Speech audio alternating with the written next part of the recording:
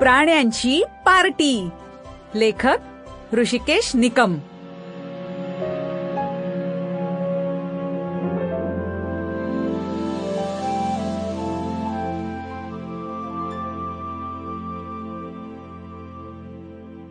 क्वॅक क्वॅक क्वॅक क्वॅक क्वॅक क्वॅक क्वॅक मंगळवार की चंगळवार. क्वॅक क्वॅक क्वॅक क्वॅक क्वॅक क्वॅक क्वॅक मंगळवार की चंगळवार. क्वॅक क्वॅक क्वॅक क्वॅक क्वॅक क्वॅक क्वॅक क्वॅक क्वॅक क्वॅक क्वॅक क्वॅक क्वॅक क्वॅक.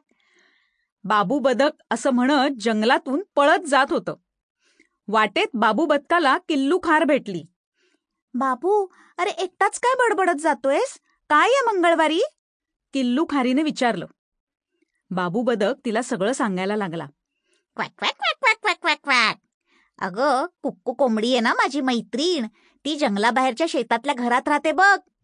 हा, तर आता येत्या मंगळवारी तिचा मालक बाजारात जाणार आहे.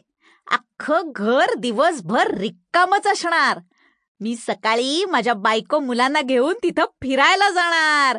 मस्त शेत बघणार, घरात मज्जा करणार. क्वॅक क्वॅक क्वॅक क्वॅक क्वॅक क्वॅक क्वॅक क्वॅक क्वॅक क्वॅक क्वॅक क्वॅक क्वॅक. हा, किल्लू एकदम खुश झाली.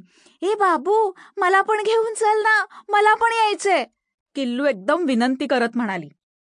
नाही ग, कुक्कू कोंबडीने माझी आणि माझ्या बायकोची सोय केलीये खास. आम्ही मुलांना सुट्टी मिळावी म्हणून घेऊन चाललोय. असं बाकी लोकांना तिथं न्यायची परवानगी नाहीये. बाबू बदक जरा भाव खात म्हणालो.